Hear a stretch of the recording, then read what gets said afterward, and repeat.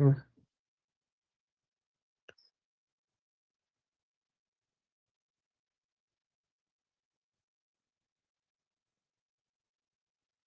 But if anyone can like register with the ambassador's email, and then I think it's coming to the ambassador's email rather than the personal the meeting link.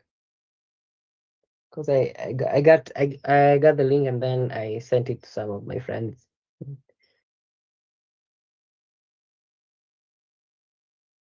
Yeah.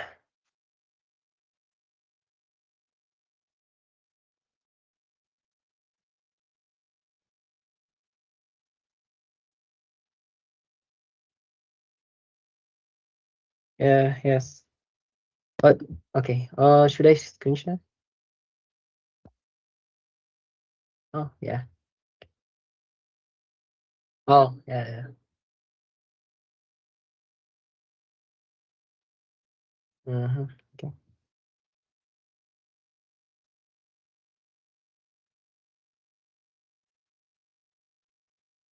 Mm.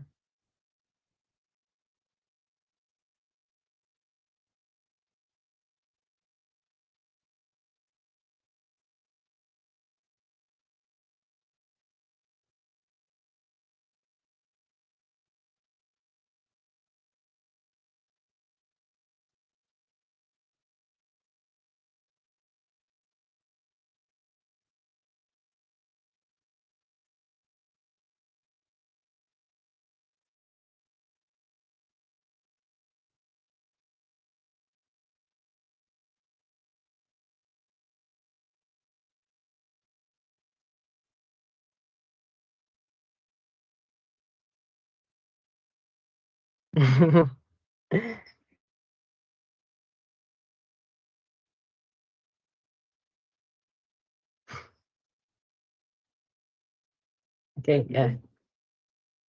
Okay. Thank you.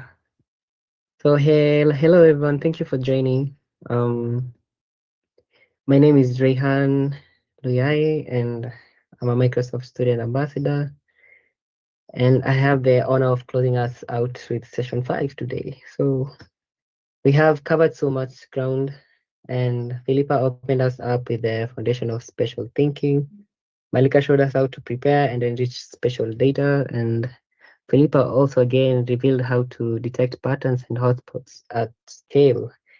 And Krishna showed us how to visualize all that beautifully. So now I want to ask you one question. Imagine your data engineering team. Next slide, please. Yeah. Also, imagine your data engineering team just finished a brilliant analysis in Microsoft Fabric, and they found that delivery routes in 3 zip codes are costing 40% more than they should. They can show you exactly where on the map, precise and actionable, but there is a problem. That insight is sitting in a Spark notebook. Your operations manager cannot open it, and your executive team has not seen it. Your field team, they have no idea it exists. The insight is brilliant, but it is dead on arrival. Next slide.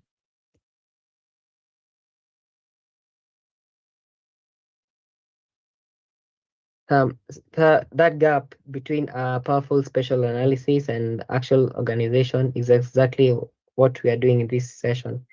So how do you build special workflows that your whole organization can actually use?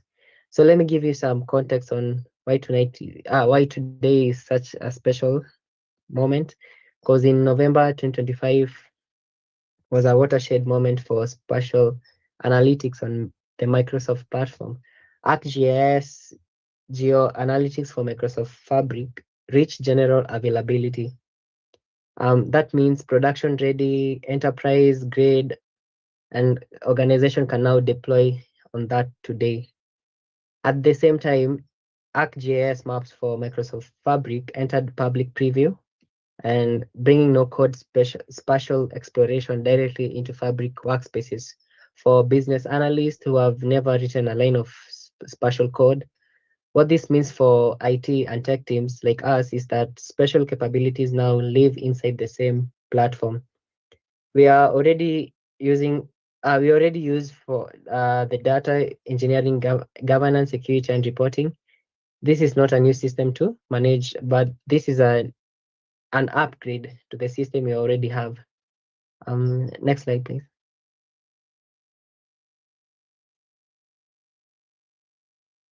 So let me show you how this actually works. I think, was it Krishna or Milka covered this, but we can just go over it again. So this is how it works. The organizing framework here is one you already know, the medallion architecture. So bronze, silver, and gold, and special data fits directly into it. So the bronze layer is your raw data from one lake, from Azure Blob, from Snowflake, and crucially also directly from your ArcGIS enterprise and online deployments. No need to deploy or migrate your GIS data. Fabric opens the door directly to it. The silver layer is where ArcGIS GeoAnalytics for Fabric does its work. And this is the engine room. Your data engineers and data scientists run special joints at scale, which we're going to look at. And they enrich records with living atlas demographic layers. They detect hotspots, create buffers, all inside Microsoft, no, sorry, Fabric Spark notebooks on billions of records if needed without ever leaving your governed environment. And the gold layer is where the business gets its hands on it. ArcGIS maps for Microsoft Fabric for exploratory analysis, and ArcGIS for Power BI for reporting and dashboards. And the people who need to make decisions can access special insights through the tools they already use. So no GIS training required to consume it. And from an IT perspective, here is what makes this significant. Your existing security policies apply, your workspace permissions apply. One lake is the source of truth for special data too, and no shadows GIS platforms, no data duplicated outside your governance model. Okay, so next slide, please.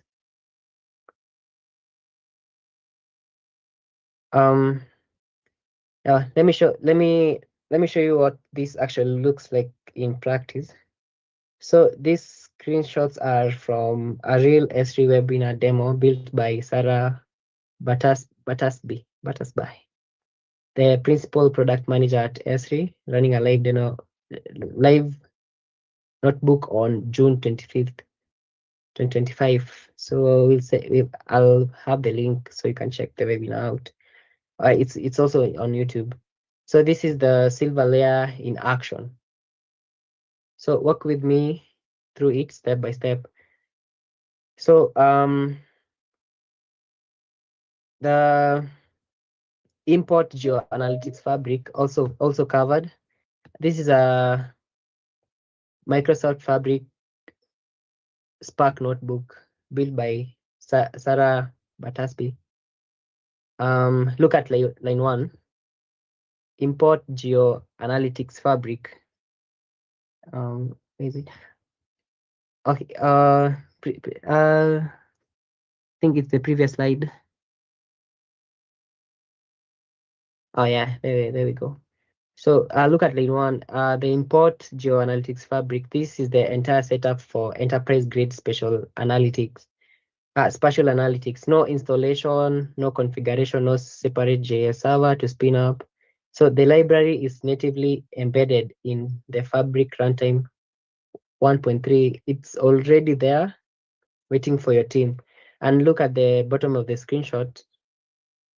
The session was ready in 11 seconds. The cluster started in 11 seconds. So your data engineers already working in this notebook environment every day have that kind of speed. at their hands. So spatial analytics just became one important statement away. Let's move on to the next slide.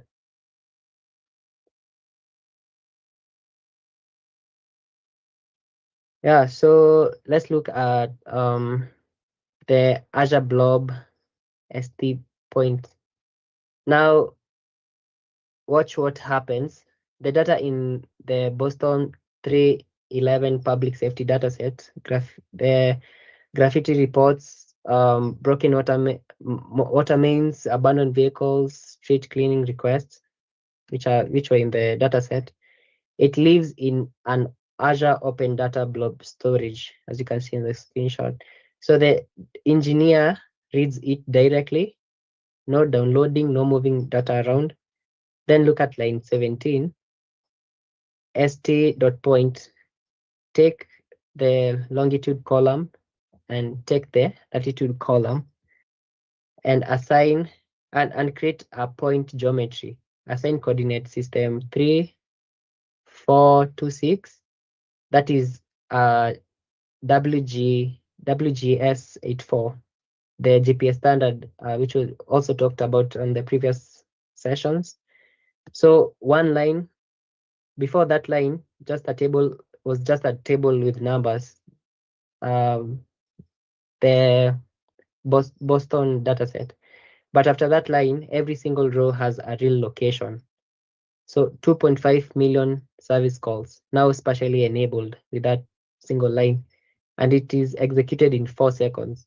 So this is your bronze to silver transition happening in real time. So let's move on to the next slide.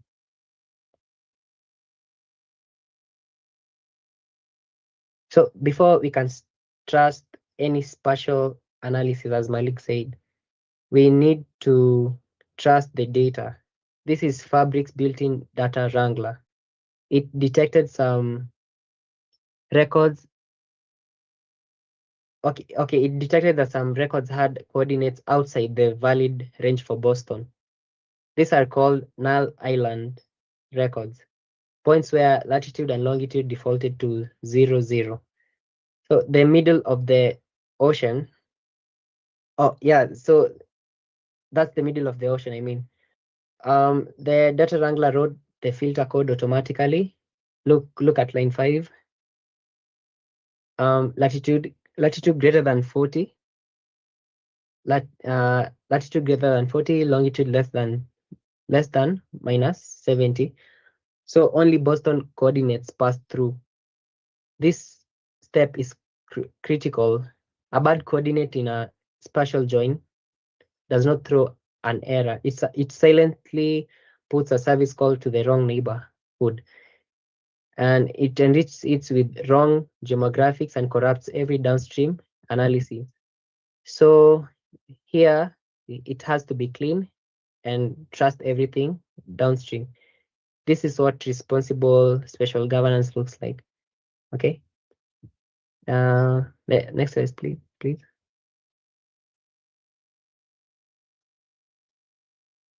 So now the enrichment. Okay. I can see the screen. Oh, but yeah, I can see it now. Sorry, my net. So the living atlas map. Now this is now the enrichment. The engineer needs demographic context for those 2.5 million service calls. Okay, where are they happening? What kind of neighborhoods are we looking at? So instead of sourcing and downloading and cleaning a census data set, they reference the ArcGIS Living Atlas. So one endpoint, one read command, and immediately look at what happens. This is Boston, Massachusetts census block group level data. Percent home ownership across every neighborhood, and the color coded from dark purple at 0% to bring yellow at 100%. Okay. So this map rendered in 10 seconds. That is a data set that will normally take a team days to source, clean, format, and it's available in 10 seconds directly inside the Fabric notebook. And there are over 10,000 datasets in the Living Atlas map, the Living Atlas. So demographics, environmental data, flood zones, crime indices. You can get things like population density. Yeah, so your team stops spending sourcing data, stops spending time sourcing data and starts spending time finding answers. Yeah. So next slide, please. Yes. So this is the moment everything comes together. Look at line 1. So df clean.join, that is a standard Spark join, but the join clause is st.within. Okay, so that is the partial clause. It is asking for each of my 2.5 million service call points, which sensor group polygon does it fall inside? So match them, attach all demographic attributes, and look at the execution time at the bottom. That's 21 seconds. So 21 seconds to spatially join 2.5 million points against hundreds of sensors polygons, and attach hundreds of demographic columns to every single row. Look at the results table. Those are, I think, 400 columns. I'm not wrong from the webinar. So every service call still has its original data, category, subcategory, status, and address. But now it also carries the full census context of the neighborhood it happened in. So this enriched data is now written in one lake as a delta table. Every analyst, every data scientist, every Power BI report in the organization can pick it up. So that's one pipeline, one governed source of truth by now. Okay. So next slide, please. Yeah, so let's move on to the Power BI. So and this is why all it matters. This is the goal layer, the same enriched data set now in a live dashboard.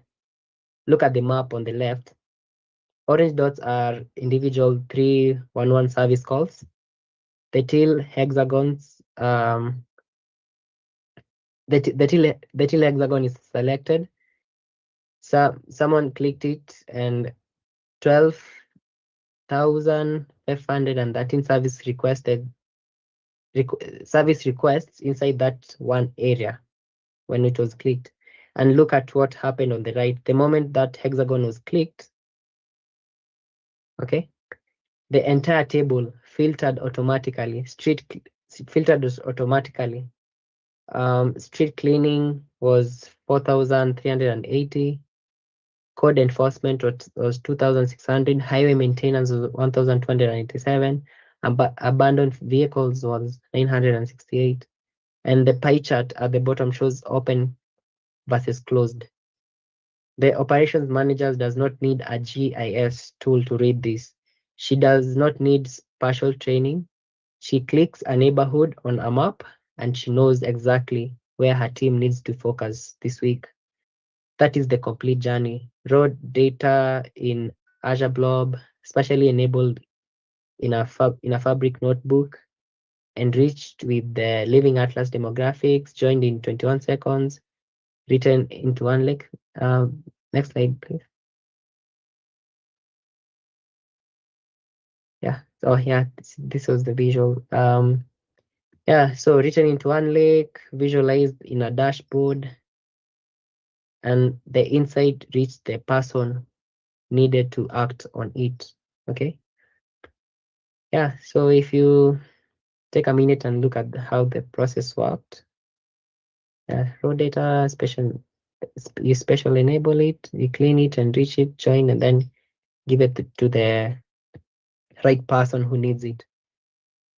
Okay, so that is what operationally spatial operationalizing spatial analytics looks like. Okay. Okay, next slide, please. So that entire workflow in raw data in one lake to a decision on a manager's dashboard run inside Microsoft Fabric. No GA server, no infrastructure, and no data leaving a governed environment. And that is exactly what session 5 is all about. So now let's talk about the part I found most important, how this actually works across a real organization. Because the technology is only half the story, and the other half is who does what and how does IT govern all of it. Okay, so your data engineers and scientists work in Fabric Spark notebooks using the geoanalytics. They own the silver layer, the pipelines, the enrichment, the heavy spatial lifting. Your business analysts use ArcGIS maps for Fabric for exploratory analysis. They want to see if the data has a spatial story before committing to a formal report. No coding, no GIS training, just exploration inside Fabric. Your BI developers and report authors build the Power BI dashboard using ArcGIS for Power BI. Interactive maps, demographic overlays, spatial cross filtering. Inside the reports, your stakeholders already open every day. You get all that. So your operations team and executive just open their Power BI dashboard on their desktop, maybe. Same as always, except now there is a map and it shows them where things are happening, not just what the numbers say. Okay. And here is where IT is the hero of this story. You govern all of this from one place. The Fabric admin portal, under the test settings tenants, under the settings, as Philippa told us, you enable the geoanalytics for the whole organization, but we couldn't do that because you're doing Fabric. But more is coming because we are the in quotes the first. Okay, we digress. So for maps, for maps for Fabric, currently in public preview, you flip one switch to make the whole workload visible to your organization as an admin. So nobody is running external GIS tools on their laptops. Nobody is emailing chef fields around. Everything is in their platform. Everything is governed. IT is in the control. Now, one of the most important things I wanted to leave you today is one of the biggest risks when organizations start adopting spatial analytics is blurring the lines between what BI and data teams should own and what GIS professionals should own. So getting this wrong creates duplication, inconsistency, and eventually 5 different versions of your territory boundaries, and nobody knows what is right. So the solution is authoritative layer ownership. Your GIS team or designated data engineering team owns the canonical version of your key spatial assets, territory boundaries, facility location, service area, polygons. These live in ArcGIS Online or Enterprise as published features. Every other team references these layers. Nobody copies and or maintains. Oh, Philip, please, next slide, please. So as I was saying, nobody copies or maintains their own version. When a boundary changes, one team makes the change, and every downstream report and notebooks updates, they update automatically. So that's one source of truth. One source of truth. Same principle as your dimensional data model. And here is the handoff template that makes this work in practical. Please, next slide, please.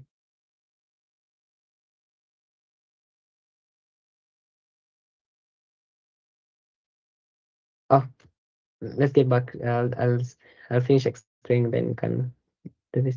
So as I was saying, that data engineers handle the spatial enrichment in geoanalytics. They enrich the silver layer and save the output to one lake. So So BI developers pick that enriched data and build the Power BI dashboards. And then the operations teams and executives consume those dashboards. And when a question comes along that exceeds what embedded tools can handle, like complex network analysis, regulatory grid compliance work, 3D modeling, that is when you escalate it to a GIS professional with a clear brief. So not before, not instead. The goal for tonight events puts it so well that operationalize spatial analytics without blurring BI and GIS roles. So that like everyone stays in their own lane, everyone is empowered, and the whole organization moves fast. So next slide, please.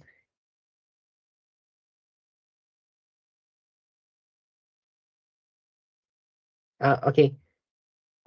Before we close, five things I want every IT tech team to take away tonight. If yeah.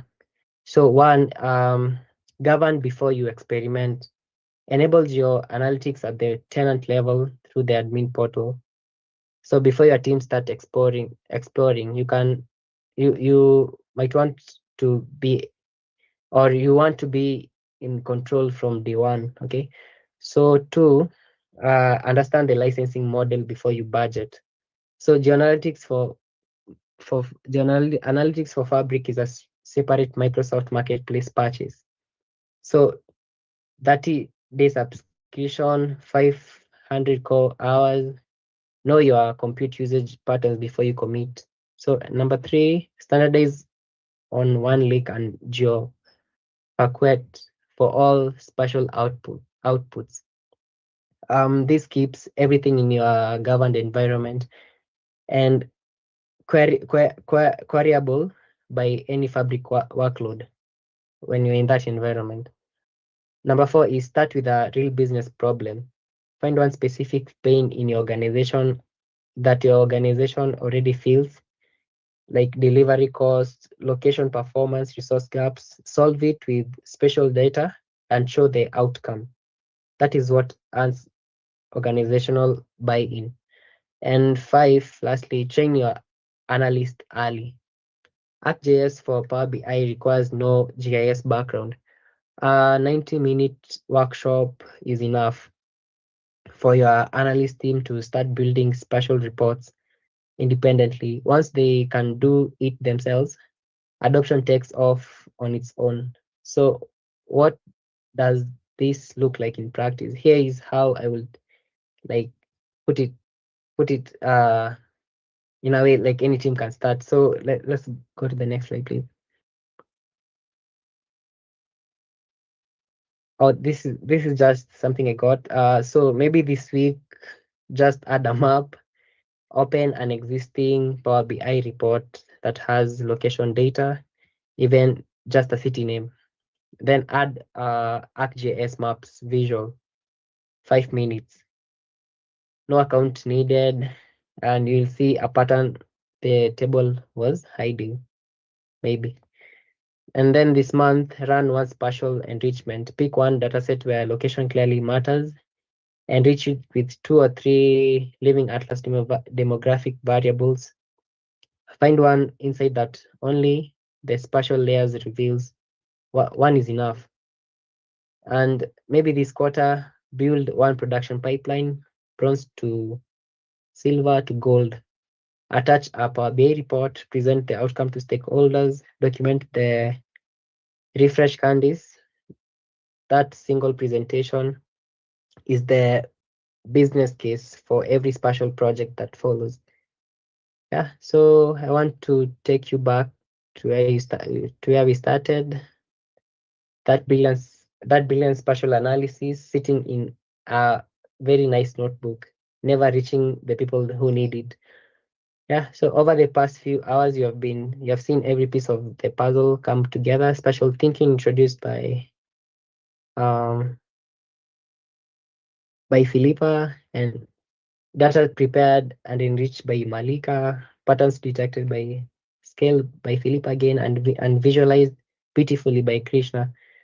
Yeah, so the question is no is no longer can your organization use location intelligence. The platform is ready.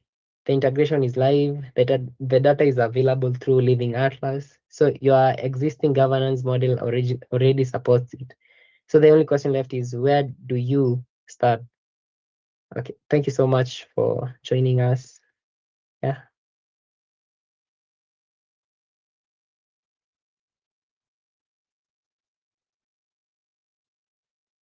Yeah, can take any question.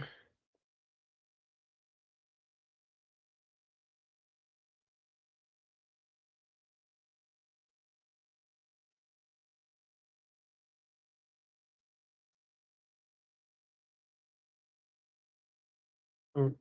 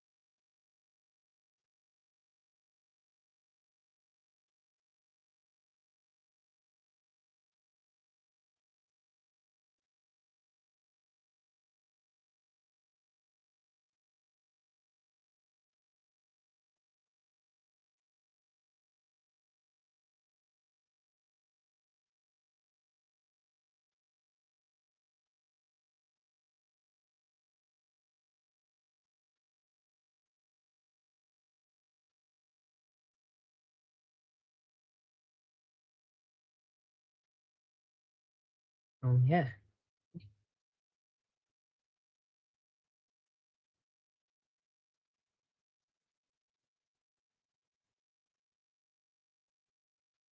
Mm.